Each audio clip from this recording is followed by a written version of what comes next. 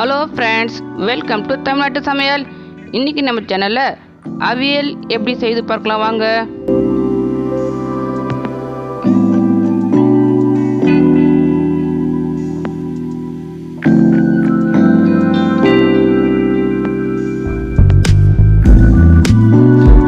நான் இன்றைக்கி ஒரு கேரட்டு இதே மாதிரி நீட்டாக கட் பண்ணியிருக்கேன்.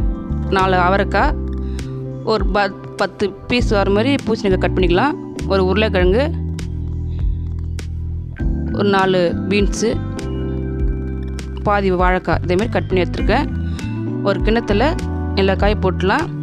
நீங்கள் வேணால் நீங்கள் முருங்கைக்காய், கத்திரிக்காய் அதுமாரி கூட சேர்த்துக்கலாம். இதை போட்டு ஒரு 1/2 டம்ளர் தண்ணி விடுறேன்.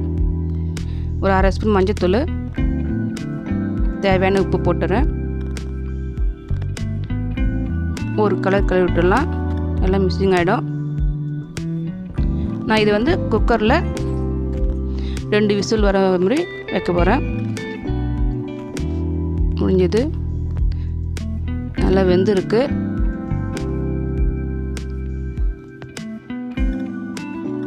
வந்து 1/4 கப் தேங்காய் துருவல், 1 ஸ்பூன் சீரகம், 4 ஸ்பூன் தயிர், பச்சரிசி மாவு ஒரு ஸ்பூன் எடுத்துக்கலாம்.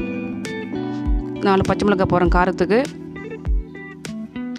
சீரகத்தில் போட்டுடலாம். நான் 1.5 ஸ்பூன் எடுக்க போகிறேன். இதை அரைச்சி தண்ணி விட வேண்டாம், கொஞ்சம் கட்டியாக விழுது எடுத்துக்கலாம். தயிர் விட்டுடலாம். ஒரு கலரிட்டு ஒரு கொஞ்சமாக சிறு வச்சு கொதிக்க விடணும். சும்மா ஒரு 2 நிமிஷம் கொதிச்சா போதும். தாளிப்பு ஒரு வானலில் 3 ஸ்பூன் தேங்காய் எண்ணெய் விடுறேன். வாசனை நல்லாயிருக்கும். கருவேப்பிலை தாளிக்கிறேன். இந்த டிஷ்ஷுக்கு தேங்காய் எண்ணெய் தான் ஃபேவரெட்டு, நல்லாயிருக்கும். இதுமாதிரி கலரி விட்டுலாம். இது சாப்பாடு நல்லாயிருக்கும். ரொம்ப தண்ணியாக இருக்கக்கூடாது, இதுமாதிரி கொஞ்சம் கெட்டியாக இருக்கணும்.